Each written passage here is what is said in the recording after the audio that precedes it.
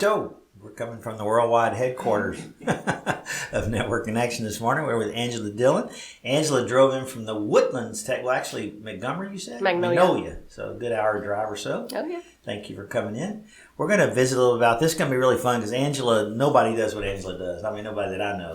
And we have, over 1,000, 1,200, 1,400 members in Network Connection all over the country. And I don't know of anyone that does what you do. So I'm excited to talk about it. Yeah. That is great. Yeah. It's awesome. So Angela is one of the first members of Network Connection out in the Woodlands. So we appreciate that. That's a couple years ago. Mm-hmm. Almost 3. That's awesome. So tell us about yourself first, your background, how you got involved with this, and then we'll talk about the concept. Well, actually, 25 years ago, come January 14th. You were 7. I was 7, yes. I started my business. It sounds crazy, 1/4 century almost. And so I'm really wanting to kind of really hit that stride of making that a big deal. Yeah. And so I started really in this area. I literally one day decided I want to start a business, and I was approached by some designers at the Decorative Center, literally across the street here. Yeah. And I just went out and got my DBA, got me some cards. This was back in the time before all the websites now and internet. I mean, all we had back then was fax machines, if you remember that. That was it.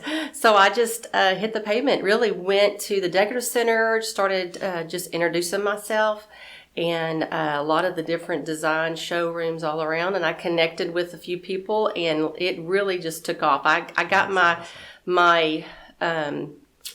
I just had some great doors that were open because I went out and met people. Sure. And that I was really networking my business then. And then it just spread from there. So what was your first order? Do you remember? Yes. Actually, it was at Expressions, which is not even there anymore on Westheimer. It was a tablecloth because I connected with the interior designers. I started doing the bedding, the soft scale shams, duvet covers.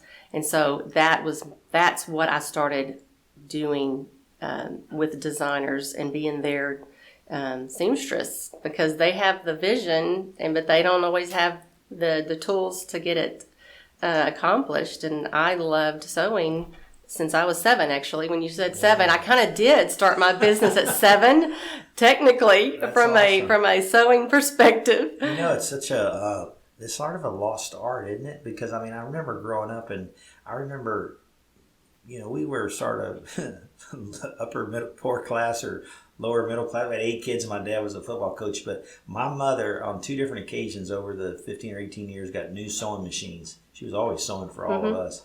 And she was the happiest days that I can remember, But her mother, I can remember as a little kid seeing my grandma sew, but you don't see a whole lot of people doing it anymore. No, you don't. And I did growing up. My grandparents, or my grandmother, both on both sides, they were seamstress or crocheted, or they were always making something. My great-grandmother, and this was kind of one of the things that led me to what I'm doing, really the passion that I love in the memory blankets, which we can talk about, was when I was growing up, my mother and I kept all the pieces of fabrics from all the clothes that we would make growing up. And the very first thing I ever made as a little girl was a purse, which I still love purses.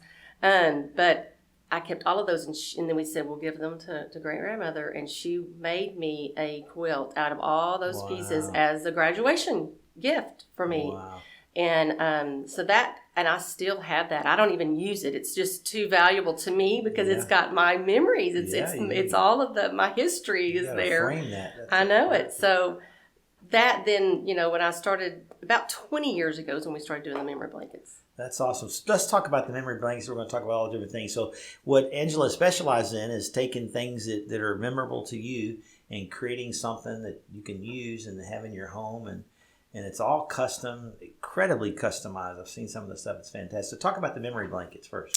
Well, some of the first ones that we ever did were actually more heirloom. We would take grandmother's handkerchiefs and their gloves and that, which was kind of some of the things that my mind went into what my grandmother did for me.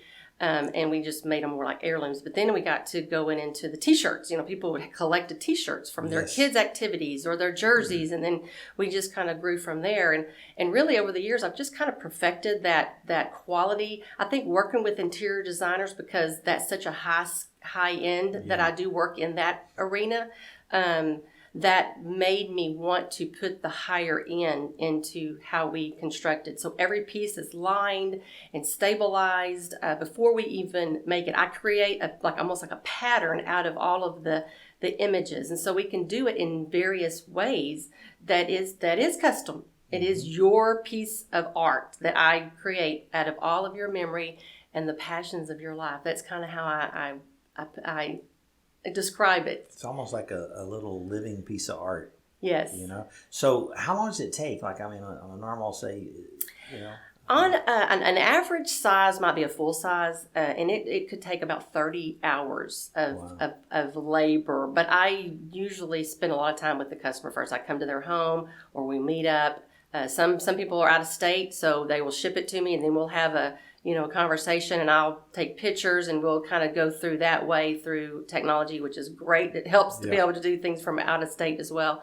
But it generally, an average would probably take between 30 and 40 hours. So, and that's from start to finish, from me visiting with the customer, putting it, laying it all out, and me going through every piece. And then when we get into the design of it till when it's finalized. So. Yeah. And so what, are you still doing the sewing?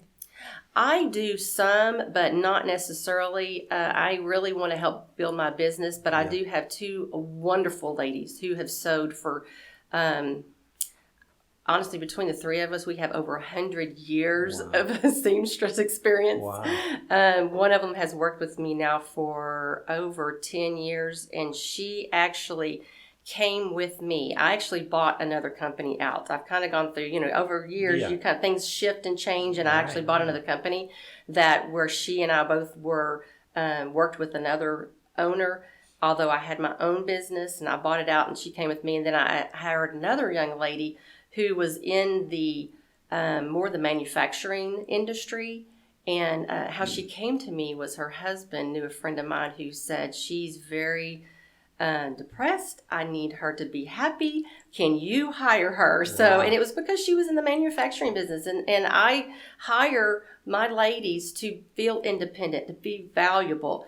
I've hired many throughout the years that have come and gone. In some of those years I was training. I was doing a lot of training and helping them build their skill in helping them create value in themselves. And some have moved on, and some are still sewing. And but the two that I have right now, they are brilliant. I mean, amazing. I'm so blessed all through the years. I could not do and have built this the way I wanted it to be without the people that have come into my life. Well, I know enough about business to know that that's a direct reflection of you. And so I appreciate you giving them the applause. But, people don't just automatically become great bosses and great people to work for. So that's a gift you have. But this is really incredible listening to you, because it's really the entrepreneur's story. You wake up one day, with a vision, and you have something you're passionate about, and you want to wake up and do every day, and you build that, and you're doing all the nitty gritty work, and now you're trying to get out and work on your business. You buy another company, you start to hire people. I mean, this is a real entrepreneur's path of people. And I know you just got back from a big vacation. So that's the part I find funny about us entrepreneurs is we all got into this because we want to be able to travel and have some time off and control our schedule. The next thing you know, we haven't taken a vacation in a couple of years. So congratulations on your recent trip to Yellowstone. I saw the pictures. That was awesome. So did you bring something to show off? Well, I did bring one of the things that, when the Astros won their when they won their championship a couple of years ago, I was at Costco, and I saw all these championship shirts, and I went, I make pillows too. So I love pillows. So I bought up a lot of the T-shirts and basically been selling them. This is awesome. So I'm the proud owner of one of these. I have an 18-year-old who loves the Astros, and her bedroom happens to be some shades of gray. So I was telling Angela I got to have one of those, and so bought one, and my 18-year-old absolutely loves it. She treasures it. In fact, we were going through a list of things that she's taking to college, and she said, I'm not taking much. I'm buying all new stuff, but she goes, I'll have my Astro pillows. Isn't that a cool story? But this is what it's like. So you actually have created this. This is all stuff by you. This is, wow, fantastic. And that's a T-shirt that you took And so this would be also like what the blanket looks like. I mean, you would have different things that you put together. Correct. Very cool. And you have supplies of these still? I do. I have about 20 more. Wow. So I had ordered, or I actually purchased 125 T-shirts. Very cool. And so, I thought, hey, that's like we talked about the entrepreneur. I was always thinking, what can we do? How can we grow the business? Yeah. And how can we just, we just need a few more championship teams in the city. That's true. And I had people say, "What about the Rockets? Are you going to make another pillow? Are you going to make a pillow for them or the Texans?" Like, we'll just kind of have to wait until they do something. Absolutely. So let's take a look at this. I'm going to call it an heirloom. This is really cool. I mean, this would be something somebody keep. So talk to us about this. Sort of walk us through. I don't know if you can see much, but this is a full size blanket. All right, with someone's memories. Actually mine. Awesome. Go ahead. Tell us about it. Well, these are just T-shirts I've collected over the years from our travels because that's one of my passions. I love to travel. Yeah. In fact, that one right there was the 10th anniversary when they introduced the wolves in the Yellowstone. I picked that one up, which we were there when they introduced the wolves. Oh, cool. And so, and we went through Alaska cruises and Florida, Orlando, and just different places. And so this is your travel blanket. This is my travel memory blanket. Yeah. And so your customers bring you, talk about some of the crazy stuff. What are the kind of different things your customers bring you? They'll bring me everything from like Speedo swimsuits to baseball caps. Just even baby clothes, onesies. I've even had them bring toys that are cloth toys that may have had a monogram. And we'll put that on there as a patch, So patches from all their different sports, maybe even scouts. I have scouts and brownies and all the different. It doesn't have to be a T-shirt. No, it could be little badges, everything. Yeah. Everything that a needle can go through, we can put it on this blanket, the memory blanket for your loved one. So. What a creative! I mean, who would ever think that you could have something that would mean so much to somebody and have it in a usable place and sort of a piece of art and everything combined into one? Well, we don't throw those away, do we? No, those are special. I'm thinking right now about I could give you golf hats that you could make 5 blankets out of, and I don't want to get rid of the golf hats, but I'm tired of seeing them in my closet. And you can't wear them all at once. No, and you don't. You pack them away, and then they're there, and they're just sitting there. And so, to me, I like to treasure that and be able to at least have it to where you can still see it. So you're like a little professional puzzle maker. You get all these items and you start to envision colors and schemes and where it would all lie out, because that makes a difference. Oh, it does. And I think that's what, with my past of working with designers and in that arena, I can visualize the different colors and the tones, and I can suggest different colors because you can have any color fabric incorporated into this from the back side and the sashing bandings around that would feature each piece. So I also go with the image itself will dictate sometimes how it needs to be placed. And so it can look like a puzzle. We make them to look like puzzles. They're not just a square. And they don't all have to be the same fabric. I mean, you might have everything from t-shirt jerseys, football jerseys, any item of any type of material, we can go through that. You can put a needle in it. Exactly. Get it together. And I've even had I've made hides. I've made pillows out of deer hides, and so it's as long as I can get it through it, we can put it in it. Yeah, and so is the business seasonal? Do you get going crazy at Christmas? It might be a great family gift. There really is 2 seasons, but yet it flows through the whole year. Yeah. I've got one lady I just talked to from New York, and she is got her son is graduating next year. We're already talking about his blanket, and so they're Yankee fans, and so she said, just don't hold that against when I send it to you. There's going to be a lot of Yankee things in there, but so she goes, I know you're an Astros fan. So anyway, I think you ought to sew just a little Astro thing on the back somewhere. Sneak it in there. We don't mind the Yankees right now since we're whipping their butt. No, and I told her, I said, hey, we're proud of both our teams, good teams. Yeah. But we're preparing for that for next year. That's and so awesome. Even though that'll be next spring, but I do get a lot for the holidays. So if somebody wants to do a Christmas item, what's a nice time frame to get it to you prior to Thanksgiving? Really, now? I would love to have people let me know about it now. That way I can start prepared. I just don't want to feel that deadline rush because I really treat each customer with the highest priority, and that will let me have more time. What's the name of the company? Embellishments by Angela. Doesn't that make sense that you're really pouring your heart into each one little piece of art? And I'll tell you, Scott, I am in the process of changing. You can already go to this. I've already got this domain name. It is EBA Designs with an S.com. I've gone through transitions like we talked about. I actually originally had another name for my company. Then I bought this other company. We formed another name, and now we're kind of going into that 25th year. I'm feeling like we need to do another change, and it's in kind of just reinventing it and growing it in different ways and kind of accommodating. So smaller name helps, I think, with our time, with our technology now. EBA Designs. It's easy to remember. EBA. So you're still working with some designer people? Absolutely. Yeah. Wow. I have one in particular I've been working with for 24 years, almost the whole time I've been in business. She's right over here at the Decorative Center. And so I love working with designers because that's just like we become a partner in that. I love in fact, I just delivered this week some pillows to a show house that's over here in the River Oaks that's going to be shown.